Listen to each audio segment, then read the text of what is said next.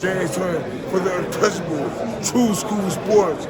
Let's go, baby. Bow! Be careful what you wish for because it can become a reality. Yeah.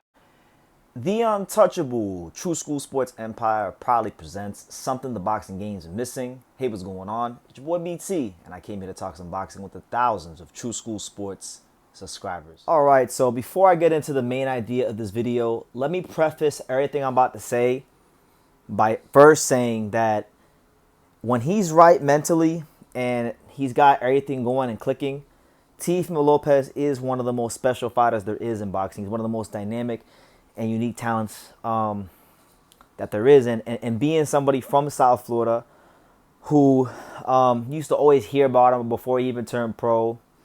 You know, when I was doing my little boxing here and there, you know, in the gym, I sparred fighters that fought him in the Golden Gloves. So I was hearing about Teofimo Lopez 11, 12 years ago, honestly. So I have a greater appreciation for Teofimo Lopez than most people on earth. So when I say what I'm about to say, let me just say that first. I have a great appreciation for what he brings to the sport of boxing, what he's done in his career thus far, and I'm only saying these things because I know he's capable of being better than he's shown to be over the last couple of years. Now, as it stands right now, look, he had an offer to fight Devin Haney August 16th in Saudi Arabia. Now, look, you guys know how I feel about Saudi Arabia. You guys know how I feel about Turkey Al Sheikh, and you know it'd be very easy for me to be immature and be like, you know what, good for Teo, fuck Turkey. But I'm not gonna do that because I'm a fair guy. Devin Haney and Teofimo Lopez is a fight that's been talked about for a number of years, particularly in this community on YouTube, and now, you know, there was a chance for it to happen. Yeah, Turkey Al Sheikh, who I would presume and assume because he has a reputation for this, paying good money to both fighters.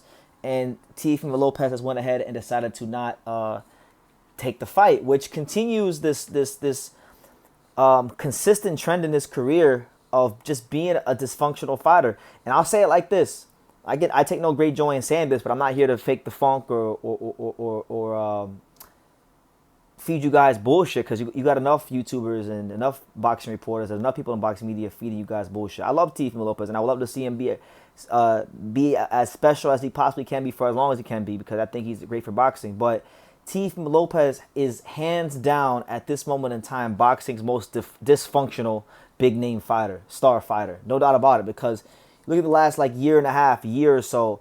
I mean, I know he's had fight offers with Ryan Garcia. Didn't want to fight Ryan Garcia. He's had a chance to fight Brian Norman Jr. Didn't want to fight Brian Norman Jr.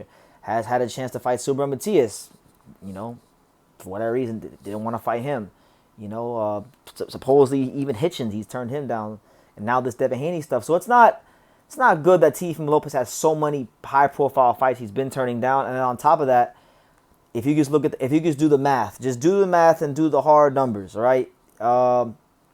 2020 was 5 years ago. So in the last 5 years, Teofimo Lopez has fought, 1, 2, 3, 4, 5, 6, 7, 8 times. He fought 8 times in 5 years. Of those 8 fights, only 2 of those fights have actually been like great performances, which would be against Lomachenko and Josh Taylor. Lost to Kambosos, looked terrible against Sandor Martin, looked subpar against Jermaine Ortiz, and had a pedestrian outing against Claggett. And Barbosa was a solid fight, but he hasn't shown that consistency in his boxing career. That's what's eluded him.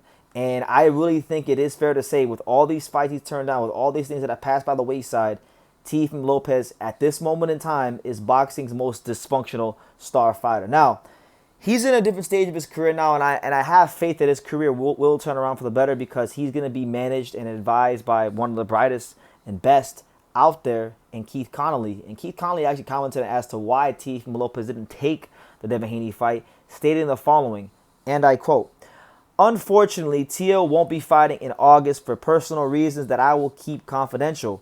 We want to thank His Excellency for the opportunity and everything he has done for Teofimo Lopez. We planned on fighting, but with what was going on, he wanted to make sure he was 100% right mentally and physically, and August was just too quick of a turnaround.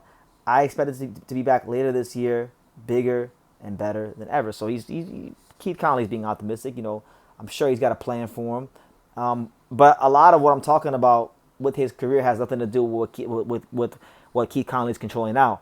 It's about what's been. I mean, and Teofimo Lopez has been with Triller and Top Rank and Matchroom, so it hasn't just been dysfunction with one promoter or one promotional company. It's been dysfunction across the board. And look, he's 27 years old. From a physical standpoint, you're not. These next couple of years are supposed to be his prime, but fighters peak at different times, and I've asked myself this question many times of is Teofimo Lopez ever going to recapture the form he once had? Now, is he a bad? He's not a bad fighter, but I just know that I want to see him in a truly big fight. It's been about 2 years since the Josh Taylor fight. That was his last truly big fight. And we want to see him in against some of the younger guys, like Devin, we've been singing this tune for years. That's why, Sean Zattel will tell you when I talk to him. All these guys at 35, with the exception of maybe Teofimo Lopez when he showed up for those 2 special nights against Josh Taylor and Lomachenko. But for the most part, all these guys at 135, that generation, the quote-unquote Four Kings, Shakur, Devin, Ryan, Teo, these guys, collectively, I've been sick of them for a long time because they're very talented. They've given us some great nights here and there, but collectively, they've all left a lot to be desired. And they've all had moments and nights in their career where they've been, exposed. And nobody's really separated themselves from the pack. So I'm saying this. I'm saying the whole point of this video, guys, is with Teo not fighting Devin Haney, and mind you, I'm no Devin Haney fan. I'm not I don't get overly thrilled when he fights. I'm being honest, but I'm not a dick rider, and I call it how I see it. Ryan Garcia, Brian Norman Jr., Subra Matias, Devin Haney. I mean, these are all fights Teofimo Lopez has had a chance to take within the last year and a half, and he's not taking them. They're not happening. And the opponents may change, but the common denominator in this is Teofimo Lopez. So I have to assume and presume that there's something mentally or business-wise that with Teofimo Lopez that just ain't adding up. And I hope Keith Conley has a plan for him. I'm sure he does. Keith Conley's one of the best in the business. Out of everything Teofimo Lopez has probably done in his career, one of the best things he's done is get with Keith Conley, because Keith Conley, I think, is going to have a good fight for him. Keith Conley also has Richardson Hitchens. I'm not sure what Keith Conley's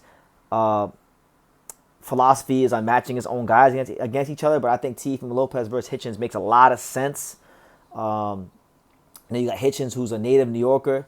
You got Teofimo Lopez, whose dad is from New York, and he thinks he's a New Yorker. So they can fight each other. And that would do good business there. That'd be a good fight for the division, and that'd be a chance for Hitchens to be in a big fight, Teo to be in a unification fight, and that's what we need. But yeah, I'll end it like this, man. Teofimo Lopez, one of the most dynamic talents in boxing. When he's fully right across the board, one of the most special talents in boxing. But equally, especially right now, the most dysfunctional star fighter in boxing today. No ifs, no ands, no buts about it. So yeah, you guys leave me your comments down below. Make sure you guys take the time to subscribe. And like I say in every single one of these videos, you can love me or you can hate me, but I'm just a kid from Dania. So until next time, take your eyes. Thank you for watching another video on the untouchable True School Sports Empire. I'm in the fight capital of the world, Las Vegas, Nevada, and we got a monster in town. For more great boxing content from America to Japan and everywhere else in between, make sure you guys subscribe, stay tuned, and keep it locked.